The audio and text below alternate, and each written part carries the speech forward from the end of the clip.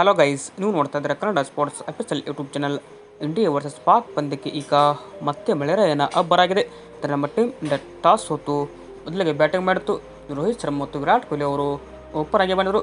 ರೋಹಿತ್ ಶರ್ಮಾ ಏನಪ್ಪ ಅಂದರೆ ಶಹೀನ್ ಶಾ ಆಫ್ರಿದಿ ಅವರ ಬಾಲಿಂಗ್ಗೆ 6 ಬಾರಿಸುವ ಮೂಲಕ ಅಬ್ಬರಿಸಿದರು. ಬಟ್ ಪಂದ್ಯಕ್ಕೆ ಈಗ ಮಳೆರಾಯನ ಅಬ್ಬರಾಗಿದೆ. ಇದರ ಮೊದಲಿಗೆ ಪಂದ್ಯ ಸ್ಟಾರ್ಟ್ ಆಗಿದ್ದೆ 8:50ಕ್ಕೆ. ಅದೇ ರೀತಿಯಾಗಿ ಈ ಒಂದು ಪಂದ್ಯಕ್ಕೆ ಈಗ ಮಳೆ ಅಡ್ಡಿ ಬಂತು. ಇದರ ಟೀಮ್ ಇಂಡಿಯಾ ಅಭಿಮಾನಿಗಳಿಗೆ ಒಂಥರ ಗುಡ್ ನ್ಯೂಸ್ ಅಂದರೆ ಇದೀಗ ಎಲ್ಲ ಕವರ್ಸ್ ಕೂಡ ತೆಗಿತಾ ಇದ್ದಾರೆ. ಹೀಗಾಗಿ ಈ ಒಂದು ಪಂದ್ಯ ಇದೀಗ ಮತ್ತೆ ಸ್ಟಾರ್ಟ್ ಆಗುವ ಎಲ್ಲ ಸಾಧ್ಯತೆ ಇದೆ. ಹೀಗಾಗಿ ಬೇಗ ಸ್ಟಾರ್ಟ್ ಆಗಿ ಈ ಒಂದು ಪಂದ್ಯ ನೋಡಲೇಬೇಕು. ಯಾಕಂದರೆ ನಮ್ಮ ಟೀಮ್ ಇಂಡಿಯಾ ಅಭಿಮಾನಿಗಳಿಗೆ ಈ ಒಂದು ಪಂದ್ಯ ತುಂಬ ಇಂಪಾರ್ಟೆಂಟ್.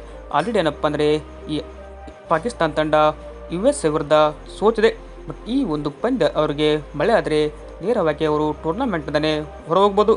ಹೀಗಾಗಿ ನಮ್ಮ ಟೀಮ್ ಇಂಡಿಯಾಗೆ ಇದು ಗುಡ್ ನ್ಯೂಸ್ ಅಂತ ಹೇಳ್ಬೋದು. ನಮ್ಮ ಟೀಮ್ ಇಂಡಿಯಾ ಆಲ್ರೆಡಿ ಈಗ ಐರ್ಲೆಂಡ್ ವಿರುದ್ಧ ಒಂದು ಪಂದ್ಯ ಕೂಡ ಇಲ್ಲಿ ಗೆದ್ದಿದೆ. ಇದು ಏನಪ್ಪ ಅಂದರೆ ಲೈವ್ ಇದರ ಅಪ್ಡೇಟ್ ಅಂತ ಹೇಳ್ಬೋದು. ಈಗ ಪಂದ್ಯ ಸ್ಟಾರ್ಟ್ ಆಗುತ್ತೆ. ವಿಡಿಯೋ ಇಷ್ಟ ಆದರೆ ಲೈಕ್ ಮಾಡಿ.